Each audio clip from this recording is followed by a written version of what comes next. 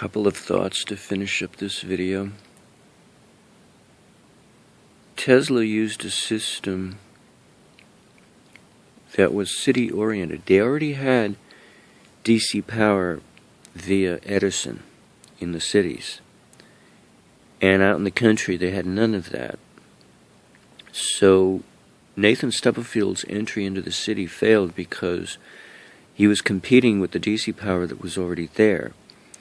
Now, telegraph operators had been using single-wire transmission and using the Earth as the return, which means that even in the country there was some DC power, but they used Earth batteries.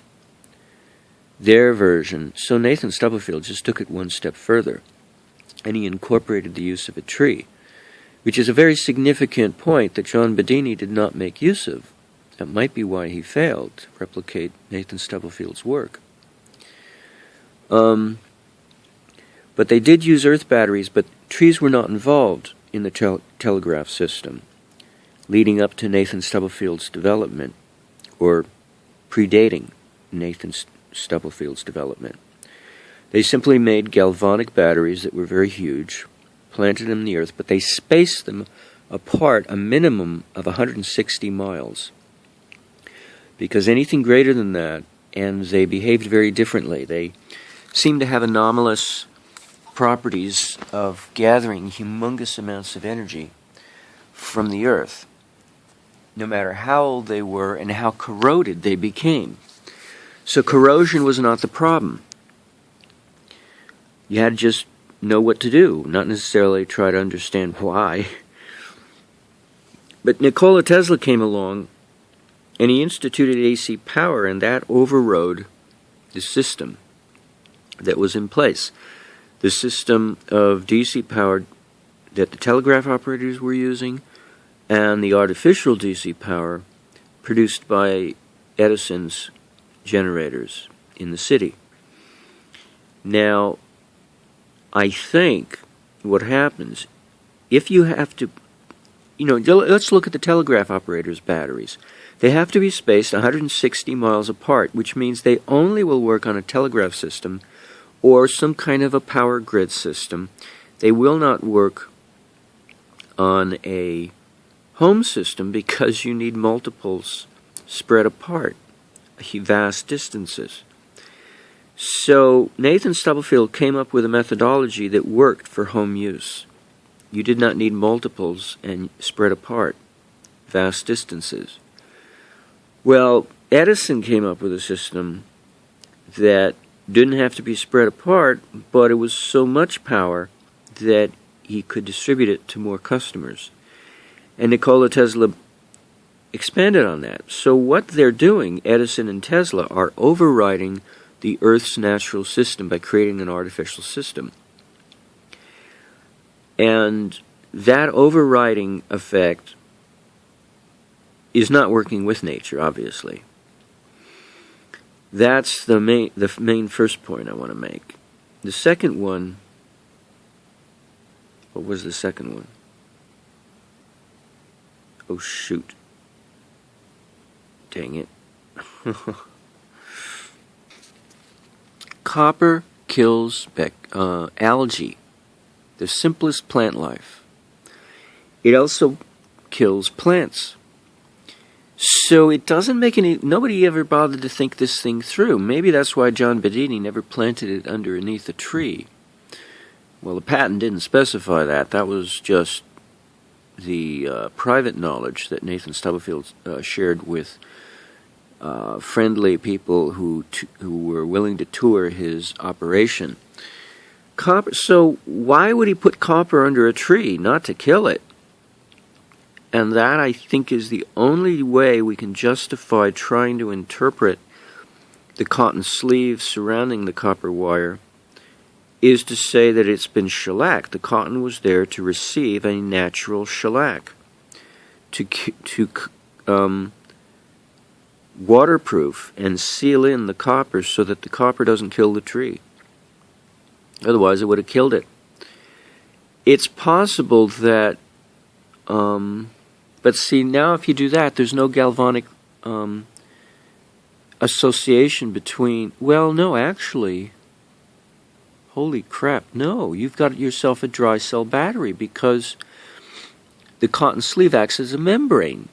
You have to have that in order to have a dry cell battery. Maybe that's the reason why nobody got good responses, because they had a leaky membrane between their two substances, the iron and the copper.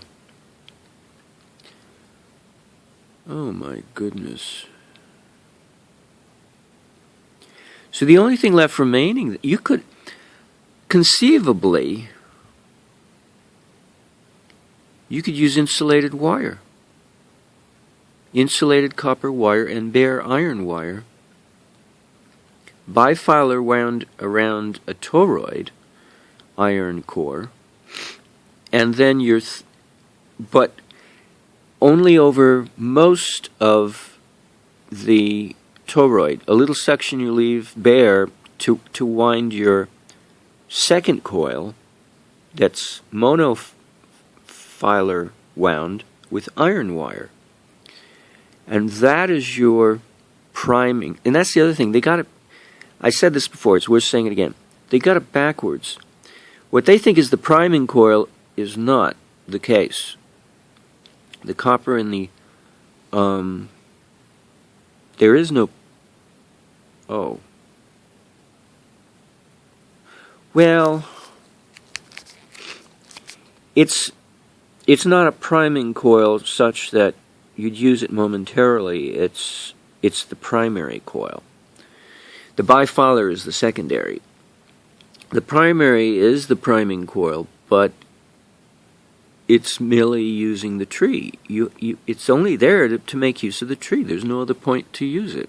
And it goes up to the top of the tree to create a dipolar effect between the top of the tree and the bottom of the tree, so that the device in its position at the bottom of the tree, it's kind of like, Don Smith had a device that was very similar in one respect. He had a plasma tube, and he had a coil of wire at one end of the tube, and that's what Nathan Stubblefield did. He put the coil at the base of his natural tree tube. But I think he ran the wire to the top of the tree to complete that coil, the extra coil, the iron coil.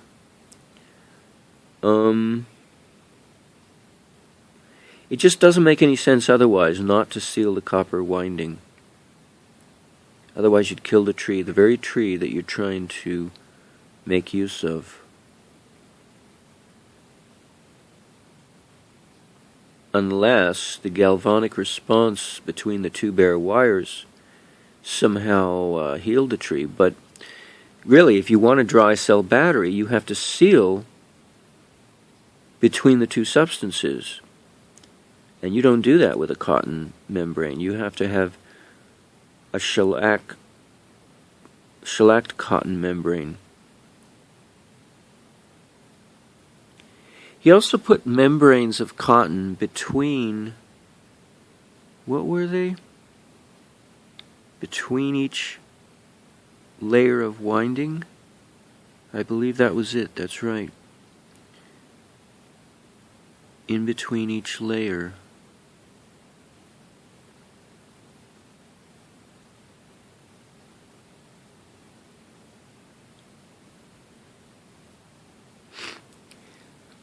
Which kind of begs the question whether or not the iron inside this device ever saw the light of day, ever suffered corrosion. Only the wires coming out of the device were not covered with anything, and they would have suffered corrosion.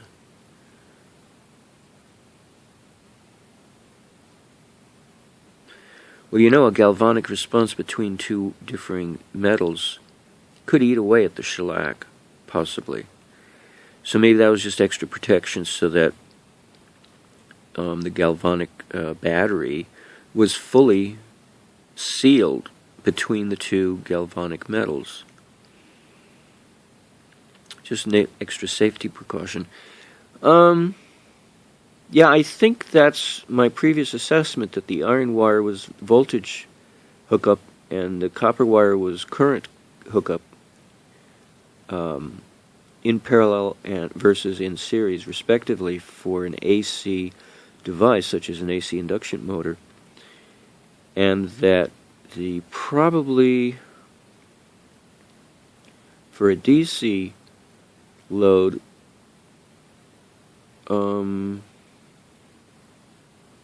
I don't know, my guess is the copper alone would be used and the iron would be discarded or, ignored.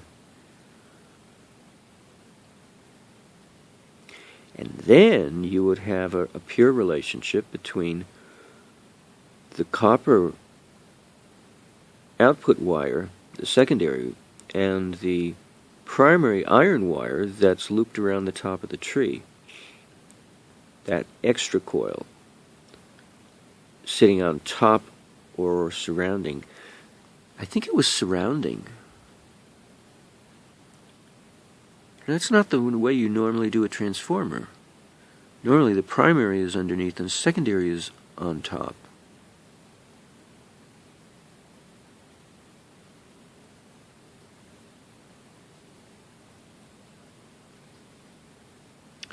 And I think everything in this system is backwards to normal logic. Yeah, that's the other thing. I think we've misinterpreted Nathan Stubblefield's system in a backwards fashion, and it might be because in our systems that override the Earth, they're wired one way in order to override, and in order to make use of the Earth and let the Earth override our devices, the theology has to be inverted in order to encourage that relationship.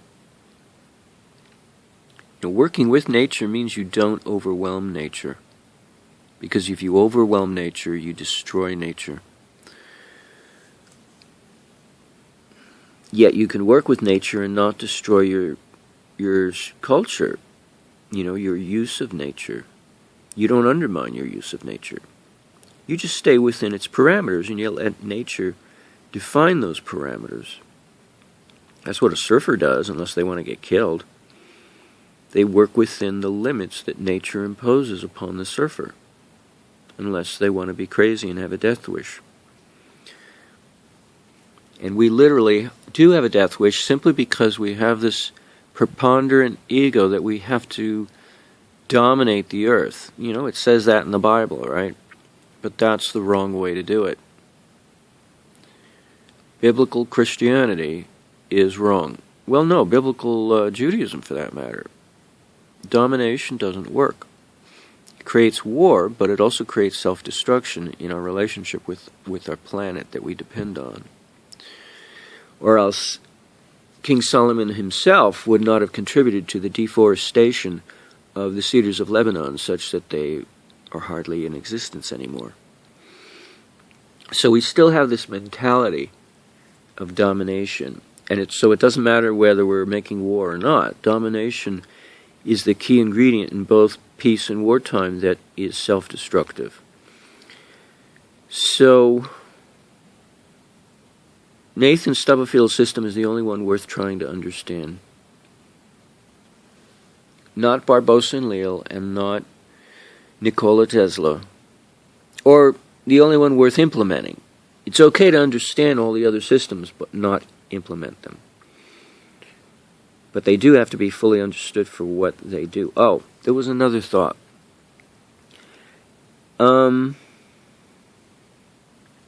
surface of the earth, iron tends to oxidize and then leach out of the soil.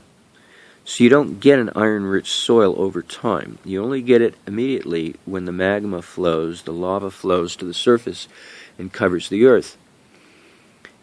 So that keeps all the iron in the deeper underground. Let's put it that way. I don't want to say the center of the earth. I don't want to go that far to say that much.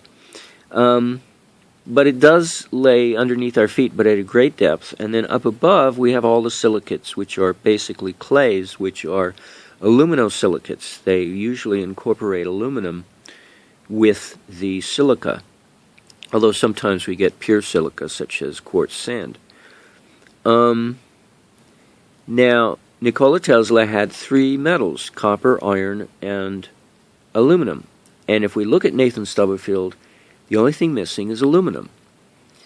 Yet we have a tree that he plants it underneath the roots of, surrounded by a clay soil, aluminosilica soil. Now the silica would be neutral and operate as a storage device, you might say, a dielectric, right? So the silica is dielectrical in its chemical nature, in its elemental nature, while the aluminum is there. There's the aluminum, and it's covering the earth, sealing the iron underneath. And the tree is there to get you in touch with it, because you've got both reflectivity in the crust of the earth as well as dielectrical storage of charge. So the tree is the opposite plate or receiving antenna, energizing the earth battery, Nathan Stubblefield's earth collector, versus the polarity of the iron mass underneath, which is the opposite polarity. So the earth collector of Nathan Stubblefield is a floating plate of a sort, the entire contraption, to counterpoise the iron deep underground, underneath the crust of the earth.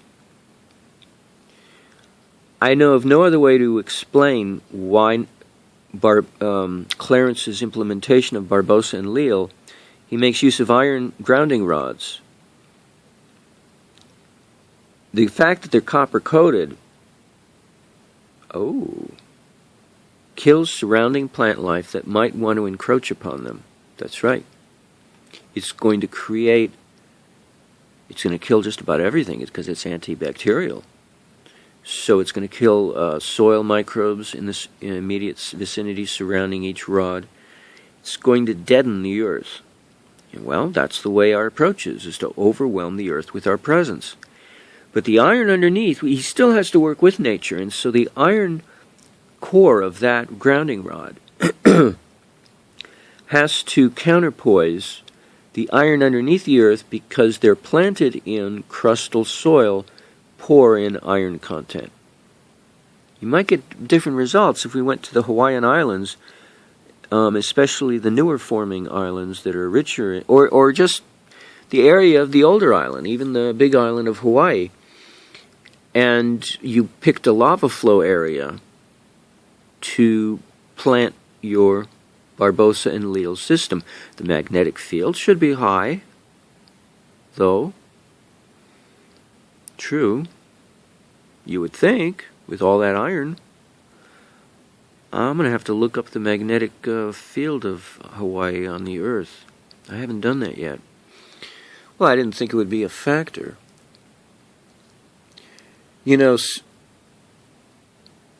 Magnetic weak areas might be iron poor, now that I think of it. The iron may be so deep underground that you're not able to make a connection. That's right, because you'd have all that dielectrical space between them.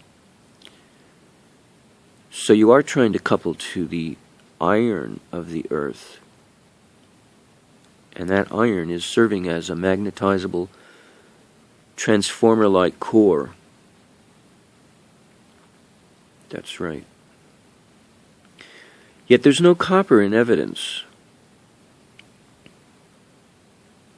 Just aluminosilicate clays and silicate sands.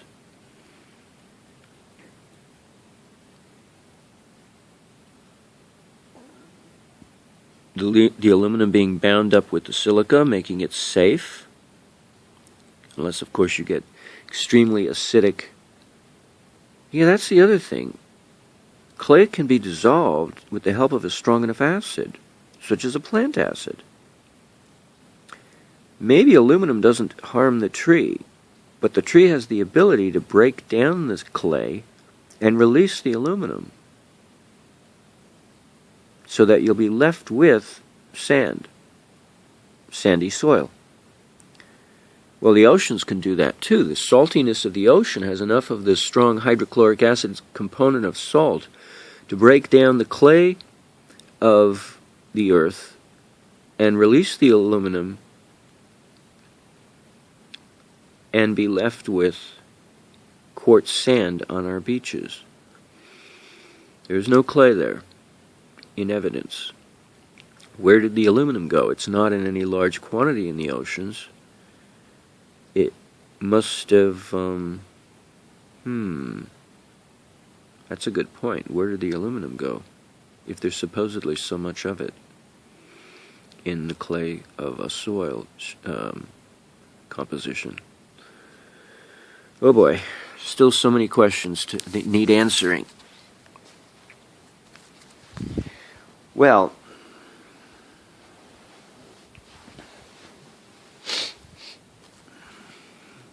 there's certainly no trees in the ocean, just seaweed dripping the bottom and coral. So I don't know how Nathan Stubblefield's system would work submerged under salt water. Salt would destroy it in time, releasing all of its metallic elements. So it doesn't sound like something that would work under ocean water, seawater, salt water. It just wouldn't work. So the only corrosion, though, is due to rain. Oh, wait a minute. Underneath the roots of an old oak tree. That sounds like shielding, if you ask me, because then the rain won't touch it. But the tannic acid of the roots of the oak tree will. But it won't flush through like rain will, and thus it won't erode away the battery. The tree will protect it from erosion, but it will not protect it from corrosion. In fact, corrosion seems to be implied as being implicitly required.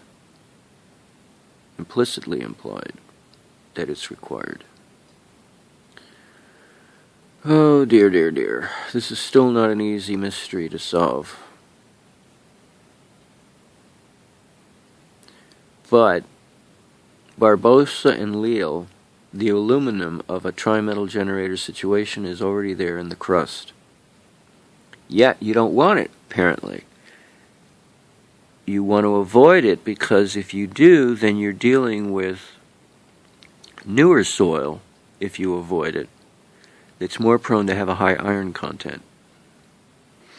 And then maybe you could get away with one grounding rod, possibly, if you were in the Hawaiian Islands, for instance, as an example. Oh boy. That's why I think an aluminum chassis would help a lot. Anywho, oh boy, yeah. These systems don't exactly equate exactly. I mean, there are some distinct differences. And if you're making a system that overrides or overwhelms the Earth, you're going to want to economize and not waste. While in the case of an Earth-based system, you can afford to be wasteful because you're not dissipating anything. Anything you do is collecting. And so the rule of the conservation rule doesn't apply because you've got a totally open system. So the conservation rule of thumb of physics is predicated on an attitude of overriding and overwhelming the Earth and the surrounding universe with your presence, dominating and controlling your local environment, and setting out stakes. It's like peeing on your environment to tag it and mark it as your own. That this is my place and I dominate and control it. That's very animalistic. So Nathan Stubblefield chose not to take an animal's point of view when implementing a system. Yet we still act like animals. We still try to subdue the Earth in a very animalistic attitude. Not at all human. Not at all agrarian. Because if you think about it, that's what Attila the Hun and other predatory cultures did. They overwhelmed agrarian cultures, while agrarian cultures tried to work with their environment instead of overwhelm it. They worked with it. So, yeah, Nathan Stubblefield was a farmer, and he took a farmer's approach. But city dwellers are not farmers, and they are predatorial because they compete with each other. Farmers don't compete with anybody. They have a plot of land, and they just use it. But when you're not farming, the only other thing you can do is compete with your fellow man. And then take that attitude and apply it to the earth, which is, of course, totally erroneous. So having a city-based human culture on this planet, for the most part, not agrarian, at least in terms of the so-called advanced countries of the earth, so-called, you get this attitude of raping and pillaging and plundering. Well, you destroy the earth in the process. You know, you don't have to be subject to the whims of nature and get wiped out in order to work with nature. You just have to understand it and not overwhelm it.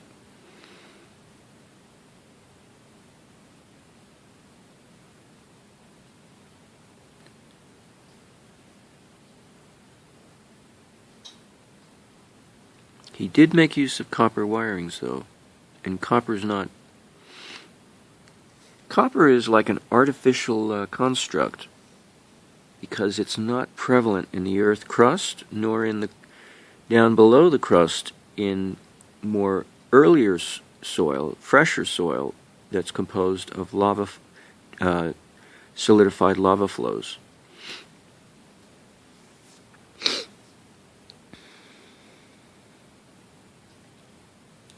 So maybe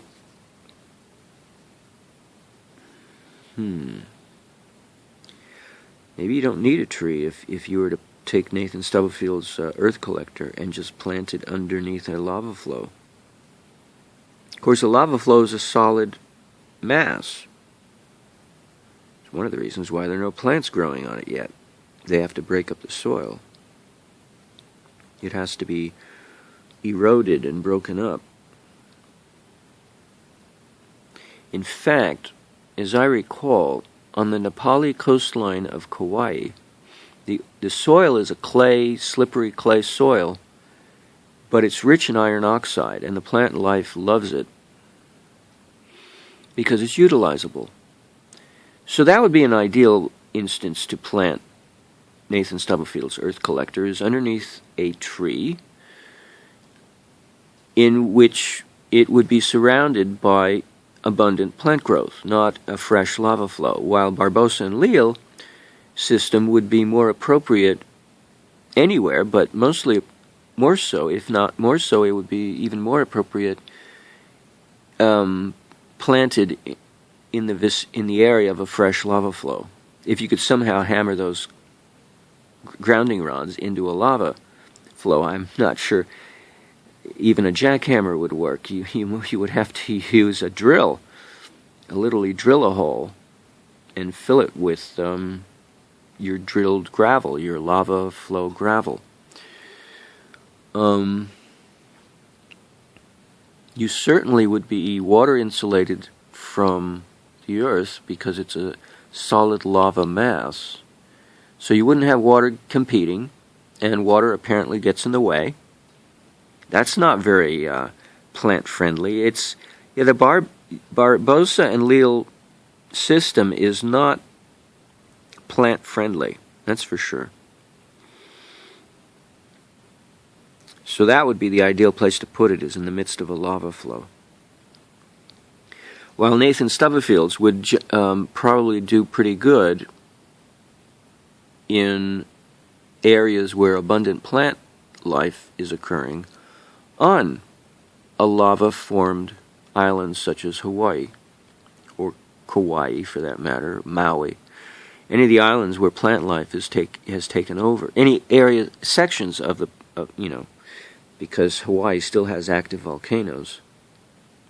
Oh, well, yeah, Hawaii is the latest addition to the island chain. That's right. So the older islands have already no volcano there because the slippage of the Pacific tectonic plate has slipped sideways, so that the volcanic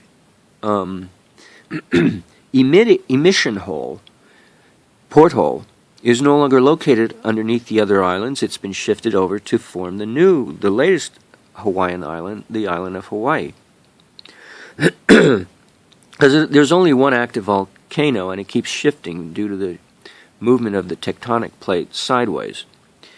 So if you wanted to avoid lava flow areas, then you would simply avoid the island of Hawaii and go to any of the other islands to set up your Nathan Stubblefield version, or a more easily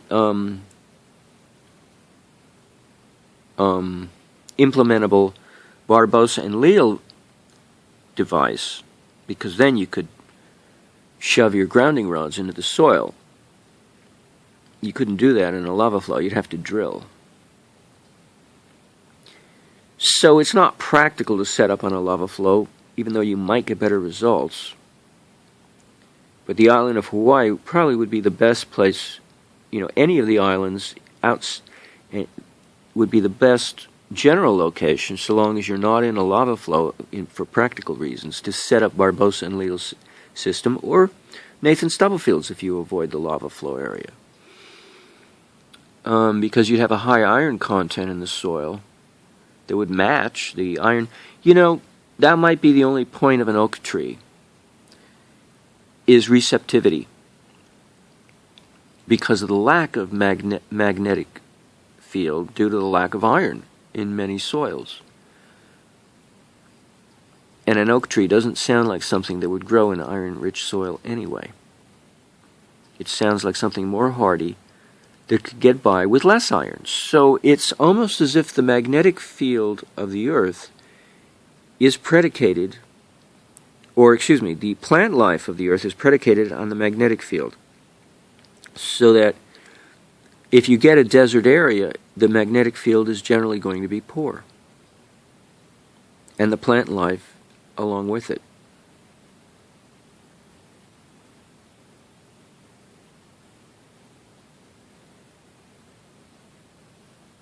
Unless, of course, it's subject to lots of rain. Because actually, the soil underneath the Amazonian rainforest is poor in iron, yet it does not lack for abundance, but that's because of the rain conditions are very abundant in that location.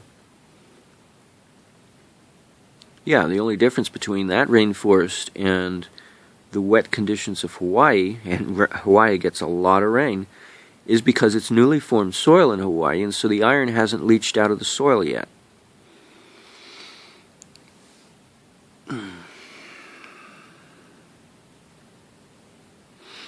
So iron content in the soil, actually there's a lot of iron content in the area where I live, but there's very little rain. It's a desert. And I don't know, I've looked at the map, and I haven't located my location exactly, but generally speaking, it looks as though it'll be a poor magnetic area, to put it mildly. Extremely poor. Maybe even worse than Clarence's area. I did find something interesting. The area in which San Diego is located is a high magnetic area, which makes me start to wonder if man has not altered the magnetic conditions of the Earth by creating an artificiality of his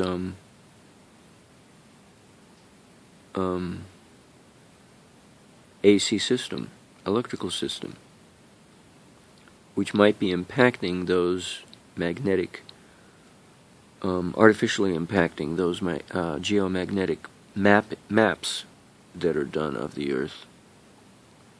In other words, it's the wrong magnetism to hang out alongside of, because, well, no, wait.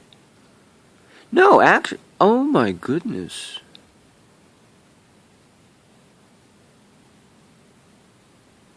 Oh my goodness. Part of the discussion on the Barbosa and Leal message thread at Energetic Forum is predicated on discussing, stay away from hooking up to the mains, because you don't want to enrage the power company.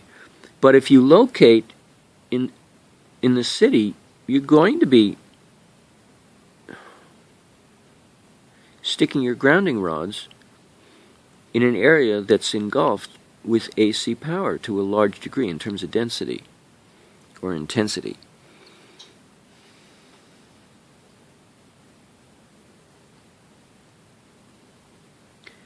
Actually, there was a discussion that the Barbosa and Leal system only works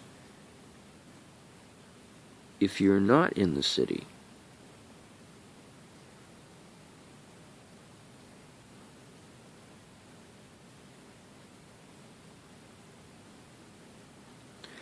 That means that the primary coil and the grounding rods cannot be one and the same voltage potential. Because if you hooked up the primary to the mains, you would need your grounding rods to be set in the earth away from civilization so that they have a different voltage potential than the mains.